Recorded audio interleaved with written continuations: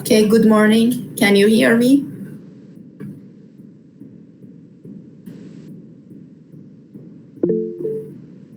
Okay. First, we speak regarding your presentation of your assignment. Okay, because most of you ask about it, so I decided to speak first in this regard.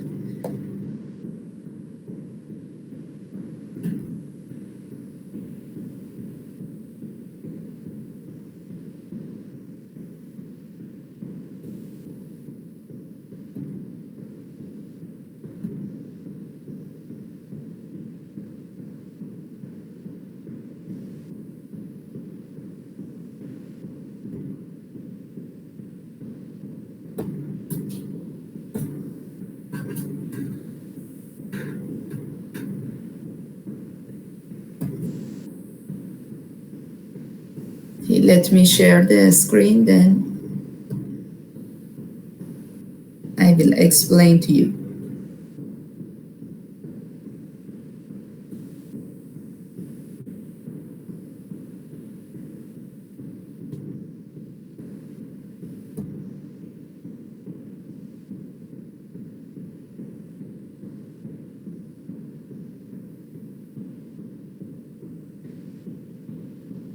Okay, do you remember that we had a Padlet link? You already determined your group and the group members here. And the topic also be determined here. Okay, for each group we determined a topic. I think one group was working on topic 1 mistakenly. Then they asked me to change their topic to topic 1. So that group should mention that with my permission, their topic is topic 1. Because I don't have reference here that which group changed the topic to topic 1. Then here we have group 1 to group 9. We have group 1 to group 9. For next week, you have presentation. We start presentations. So first we start presentation with group 1, group 2, group 3, and group 4 at 19th of June in the same class. Okay, for example, for group 1, we have presentation I mentioned here, then you can see later. Presentation at 9 to 9:30.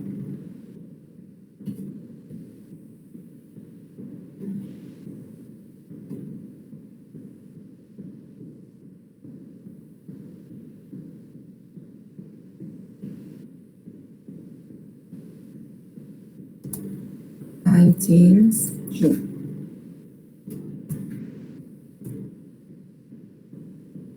And submission of your work at 17th of June.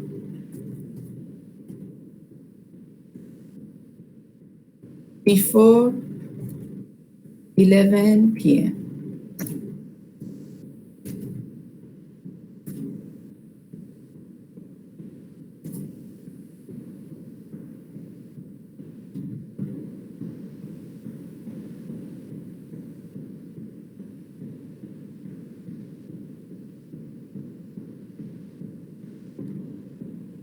Okay.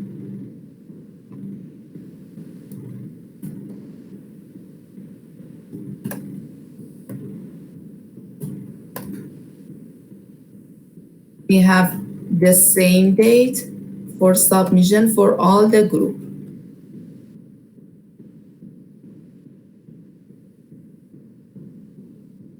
So the submission of your project should be before 11 p.m. of 17th June.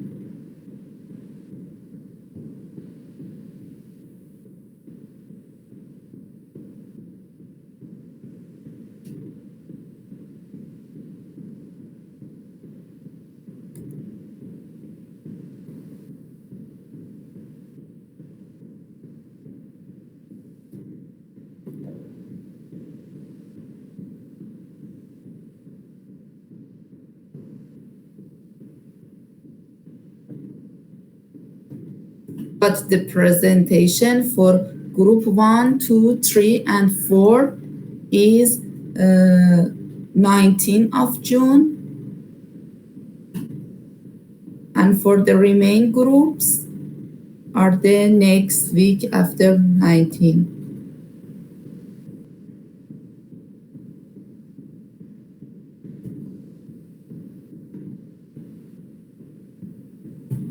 For group 2, we have 9:30 to 10.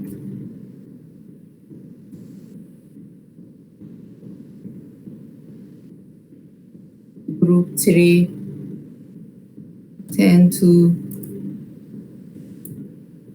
10:30.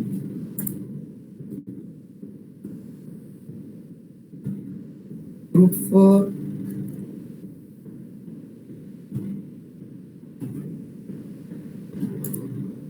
10:30 to 11.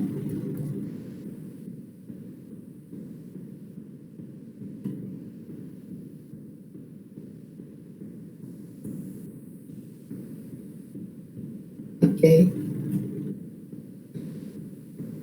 So if we, for example, we have delay to start the next presentation, maybe the presentation of group 3 and 4 will be delayed for example, 10 to 20 minutes. So you need to be patient.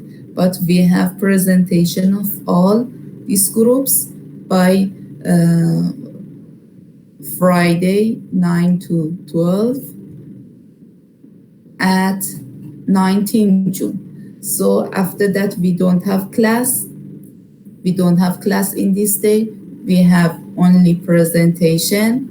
Do you want to have a presentation in our class for all the students, or you want to have presentation in private? For example, you want to have presentation with so many students here.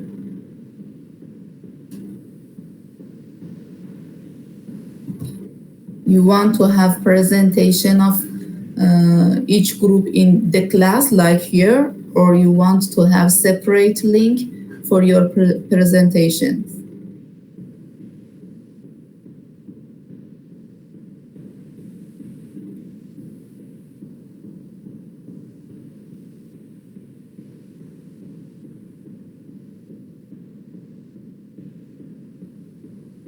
Do you have any idea about it?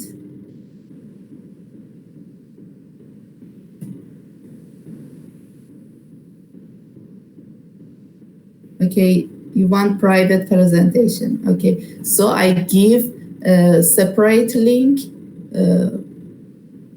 to each group. I determine separate link to each group to join the link and give the presentation.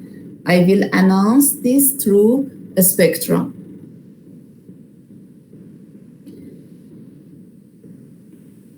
Okay, regarding the presentation, you need to use your program for presenting. You just can go through your program and present, or you can prepare the slides, but you need to show your UML diagram,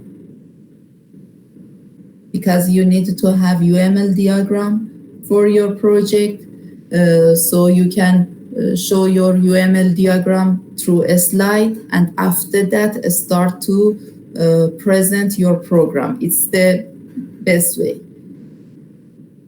Or if you prepare your UML diagram in visual paradigm, you can directly go to that environment and show your UML diagrams there. But it's better to prepare your UML diagram in slides. It's better to present your UML diagrams in slides, as well as, for example, you first start with the aims, introduction of your work, and the general policy that you had, general methods that you used to conduct this programming, then UML diagram, and after that, when you show all of them through slides, then you can start presenting your program through the code and Java environment or any other environment that you work with that. And we ask also demos to evaluate your project. So me and both of demos, all three demos, we will be there for evaluation of your work. Any other question you have?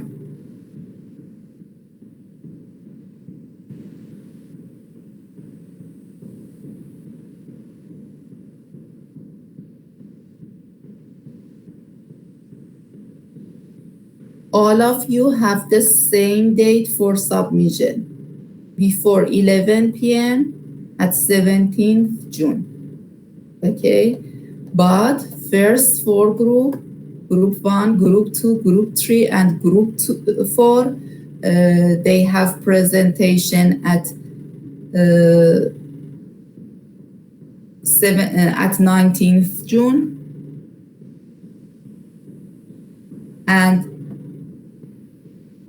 group 5, 6, 7, 8, and 9, they have presentation on 26th of June.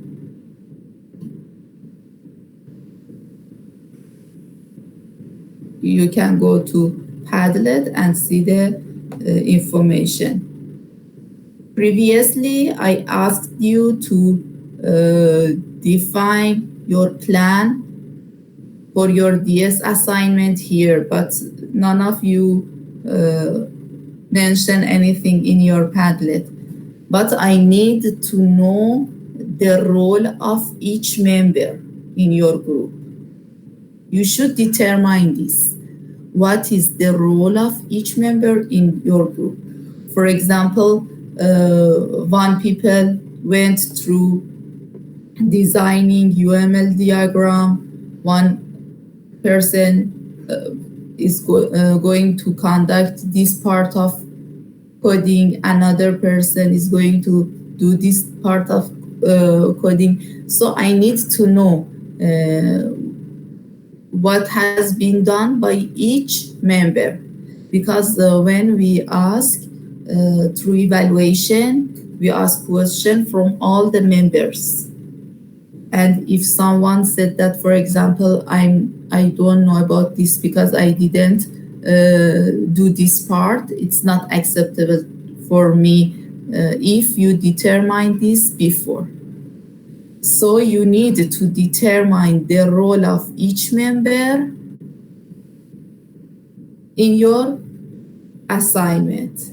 You can determine here, just here, you can add comment and mention that, for example, this person, for example, Muhammad is that did this thing, or for example, Muhammad Najmi did this part of the project. You need to mention this. I need to know what is the contribution of each member in your project, because based on that, I start asking questions from you. And another thing that we have in evaluation. For example, you should know, you should be very expert in your program. If, for example, I ask you to add a feature to your program, you need to know how you can add that feature.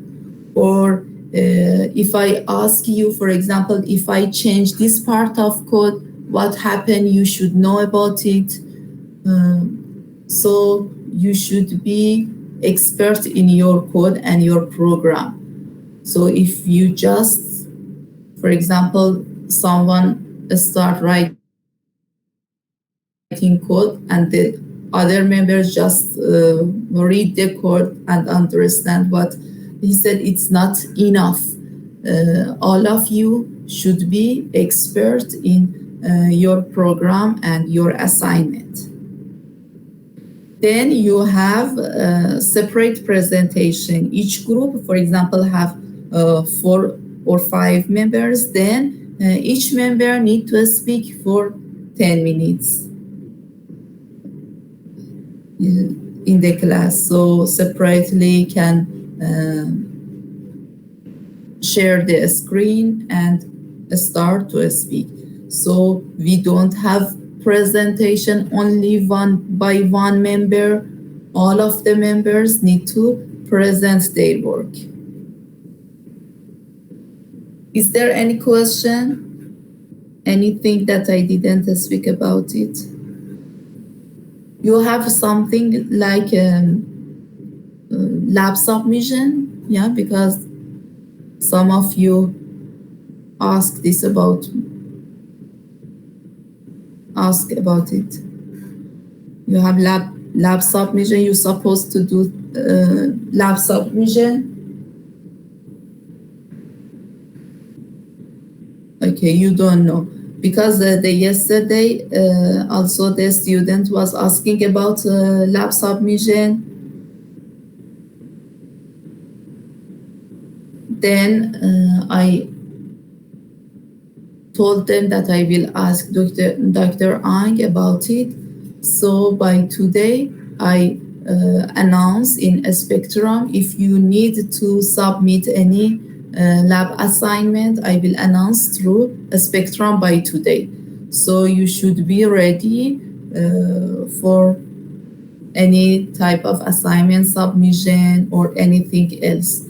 As I announce, you need to have action for that and submit it at the right time. Okay, marking a schema is like your Viva. Do you remember your Viva session? Your first Viva session?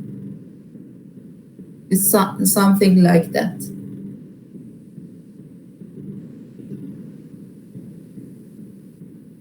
First of all, everyone, because I asked you to determine the role of each member. So first, each member should know about his work or her work. For example, if someone did the designing and UML diagram, if I ask some question regarding that, you should know about it. If I ask them, for example, why you put this class here in class diagram, or why you have this relation between these two, should know. And if someone conduct coding, some part of coding, should know about that section. The only thing is that you should be very expert on your topic, on what you had done, and you need to have a comprehensive coding. You need to have output, and you need to show the correct output. That's all. Anything else?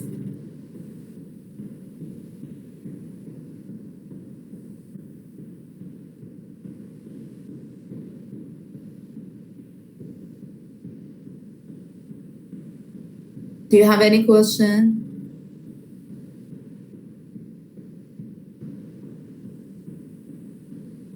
Okay, we start with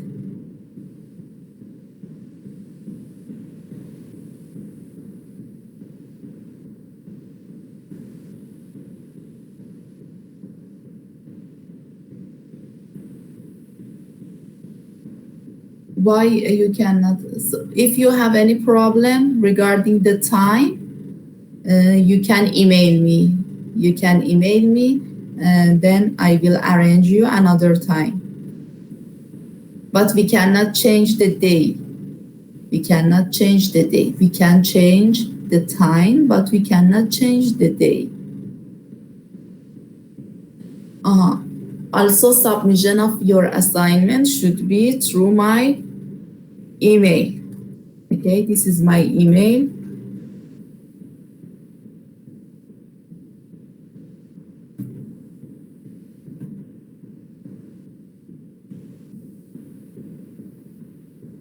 All of you need to, not all of you, only the group leader need to email the assignment to me. Okay.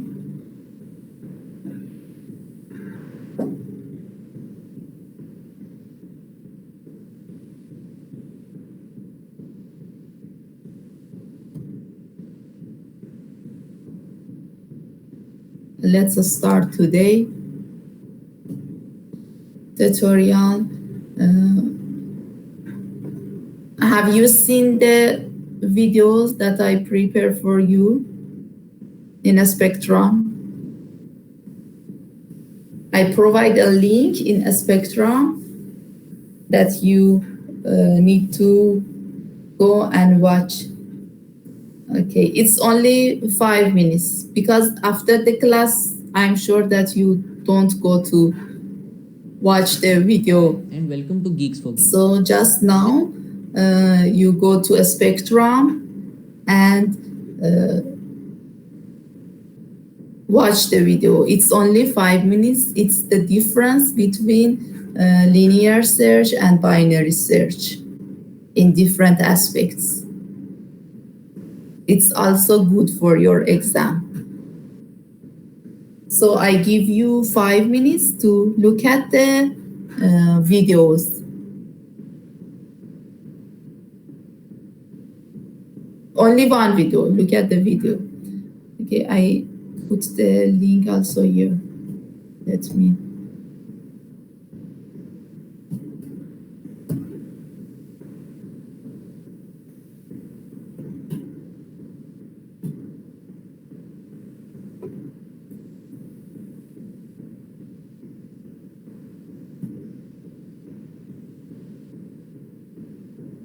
No, it's not.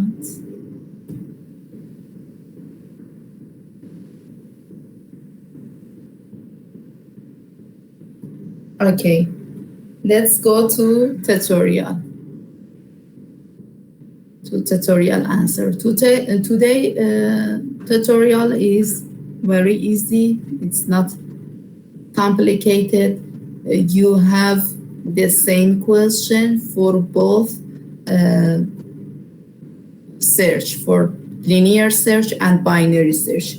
You need to have the following methods. First, you need to provide a method that return true if the element can be found using linear search.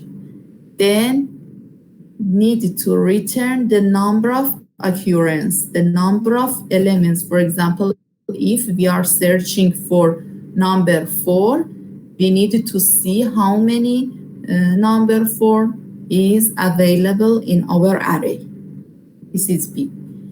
In number C, you need to return a list of index of elements. For example, if the element that you are searching for that is in 3rd position or 4th position or 5th position of an array, then you need to mention that. You need to have this thing in your output. So you have the same question, you need to provide the same method when you have range. The first three question is for when you don't have any range, you are going to in a whole array, but in the last three you need to provide the output when you have a range. For example, you have two number or you have two alphabet, then you are searching for an element between that two number or element or alphabet. For example, here the first output is for when we didn't find our element. So when we couldn't find our element, our output is like this. We have array, then we determine an element to search for that, like L. Then need to mention L is not found. Then we determine a range. Our range is between N to P. Then if the character is not found between this range, we should have this message. No character can be found in between N and P. This is for the first part of output, is for when we couldn't find the element. And the next part is for when we could find the element. This is for linear search, the first question. So if we could find F, it mentioned that F is found, but we need to mention two things. The number of F, how many F we could find, okay, and in which place, the location of that element or the index of that element. That, for example, here at position 3 and position 9, we have F. This is position 3. Why? Because in Java, we start from 0. So the first position is 0, the second position is 1, the third position is 2, the fourth position is 3. So the F is in 3 and 9 position, index 9. And then we determine a range, for example, between A and G.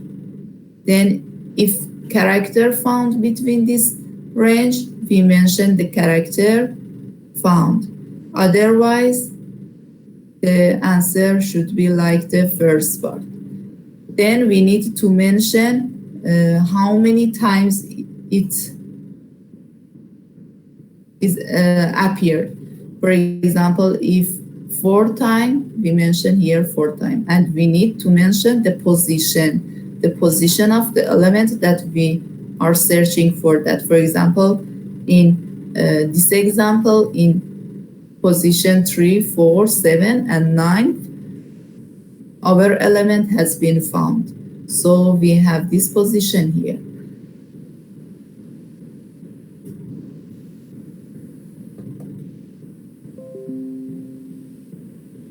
The first part is to find an element in linear search. In linear search, we start to search for element from the first position, from the first element until the end element of the array. We use this function, value compare to determine whether the element has been found or not. This is for comparing the considered element that we are searching for that with each element of the array. If it is equal to 0, it means that these two are same, these two elements are same, and we have found the element.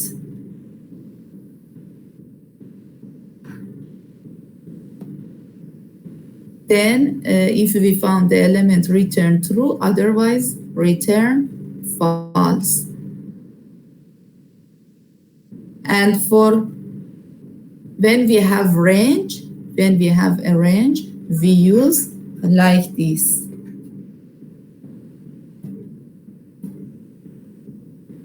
We said if value I dot compare to T1, this is the beginning of our range, and T2 is the end of our range.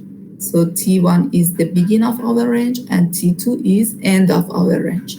Here we determine if the value I compared to T1 is greater or equal to 0, and the value I dot compared to T2 is less or equal to 0, then return true. This is for when we have our element between this range. When we say greater or equal to 0, means that the element is before or after T1, after T1. Okay, so here for this function, for compare to function, when we have greater or equal to 0, means that the element is after T1. And when we say in the next part, when we say value I dot compare to T2 is less or equal to 0, means that the element is before T2. Okay, so the less or greater, or the less or equal means that before, and the greater means that after. Okay, so if we have the considered element is after T1 and it is before T2, means that we found our element in this range. So we return 0, otherwise return false.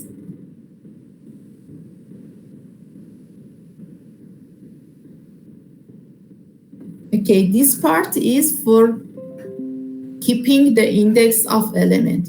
If we found the element, we need to keep the index inside of an array. So we use an array like A. Then inside of the array, we keep the position of elements. For example, if our element is in position 2, 3, or 5, then the A array will keep 2, 3, and 5. So the array A is for storing the index of elements that we found in our array. And each time we have J++, means that each time we add a new element to our array.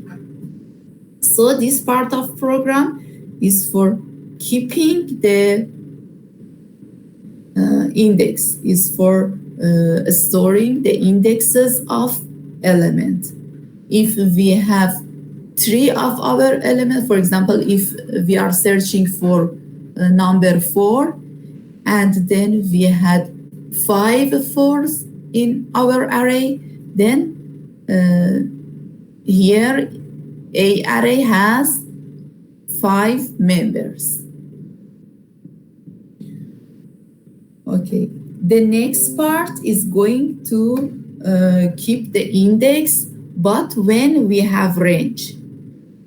When we are searching for an element in a range, if our element, for example, occurs 4 times, we need to save the index of elements inside of an array. For example, the 4 occurs 5 times in our range. So our array here, A array here, has 5 members. The members are the index of elements that has been found.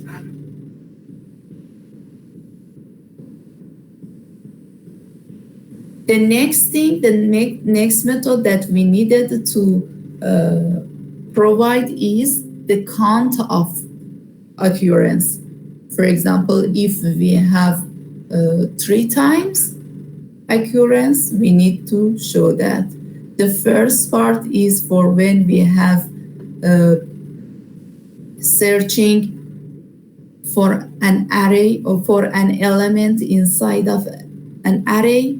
And the next part here is when we have range.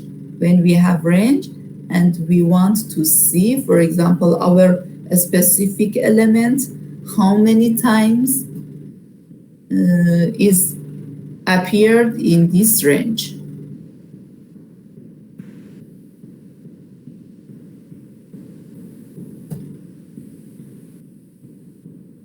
Okay, the last part is for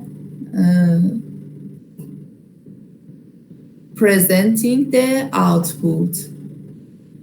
We will present our output here using the main method that we have here. We call each method, we call each procedure, and we determine the proper message for each function.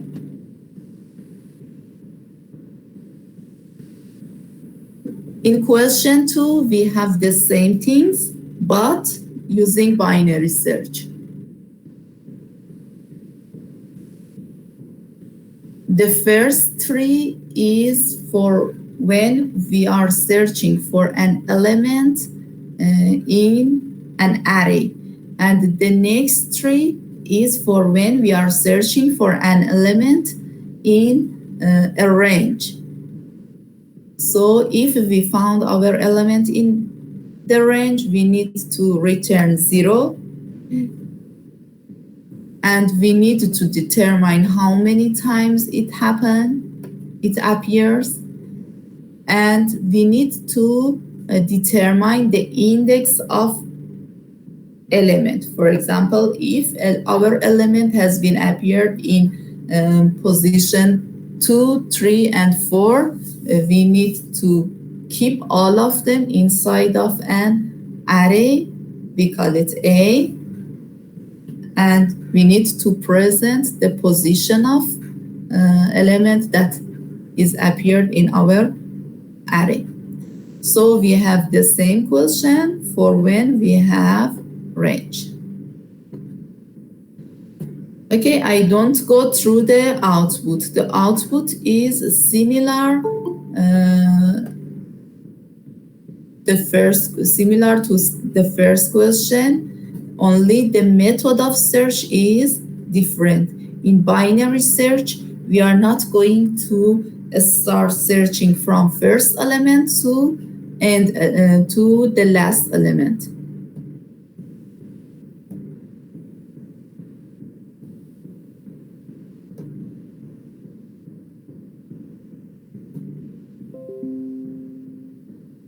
Here, we instead of value I compared to t equal to 0, we have index. We use index to determine whether an element is inside of an array or no. If it is equal to -1, means that the element has not been found in our array. And if it is not equal to -1, means that we found our element, so we return true. And here we have searching element when we have range. So here directly we mention range. Our range is, the beginning of our range is T1 and the end of our range is T2. So we are searching for elements between T1 and T2.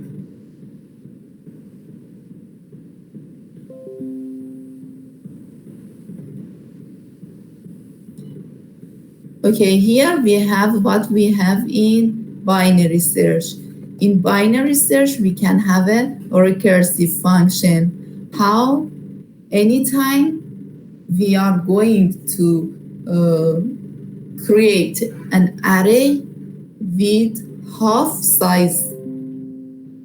For example, if we have an array with 14 elements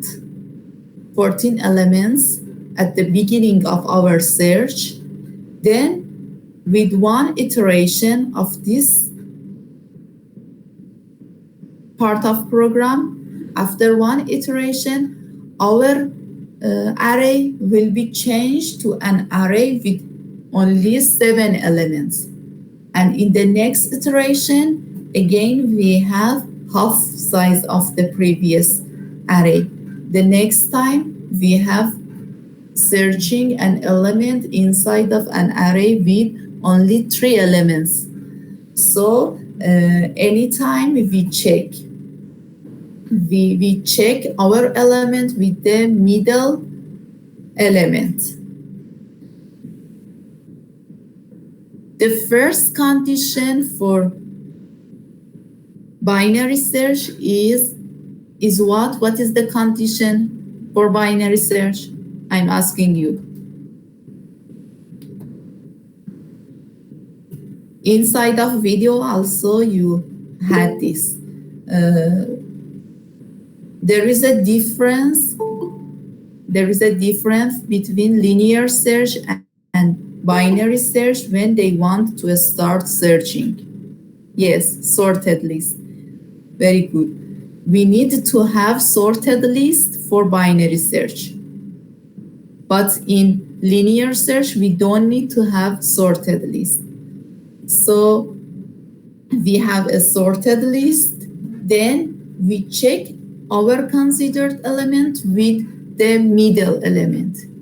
If it is, I'm speaking about increasing sorting.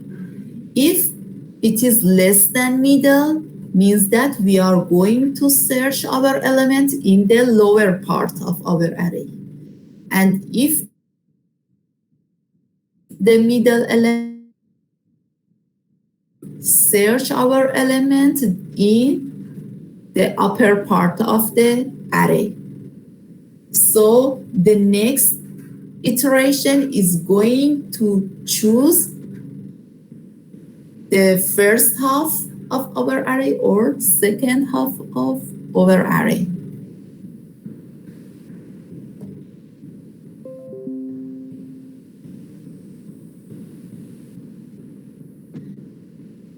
The next part is for count.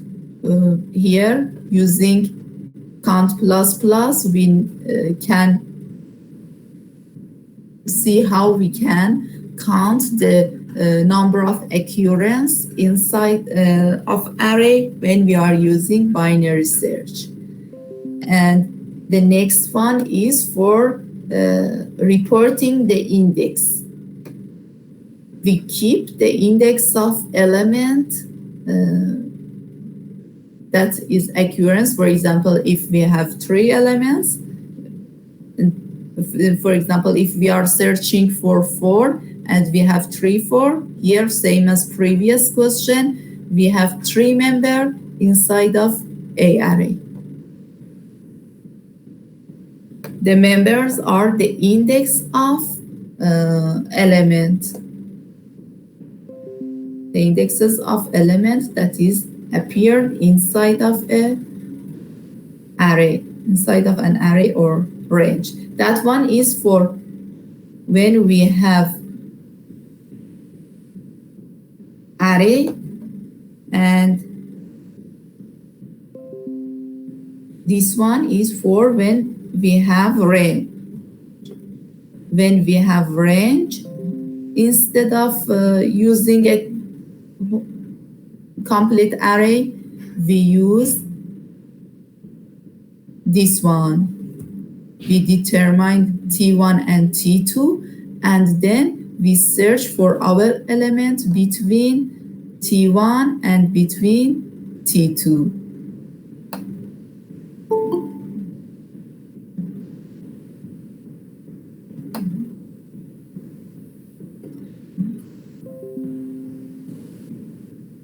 This one means that if the element is after T1, and this one means that if the element is before T2.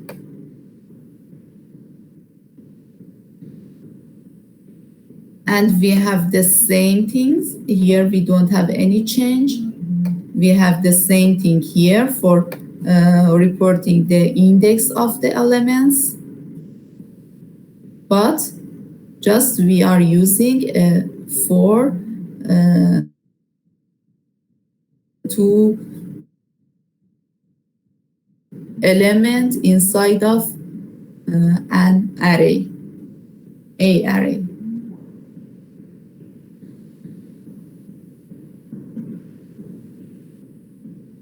Okay. The rest part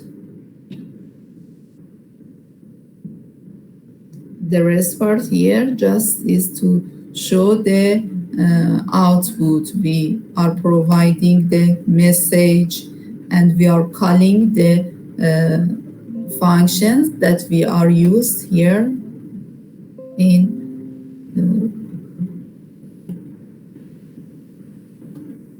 aforementioned. And the last question is regarding hash function. We are going to implement a hash function, hash table using search. How we are searching element here. If we found element here, then we go through the content and we print the content of that element. This is very easy, but this is an important application for searching. So here we have just a short program for this question. We search for element. We search for element. If the element found in the first column, then we return the content. Otherwise, we print that the element is not found.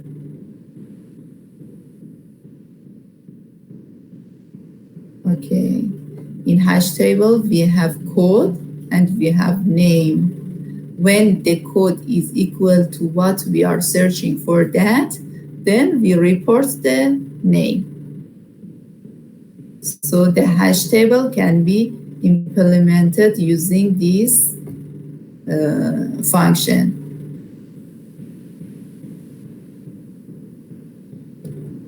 Okay, any question?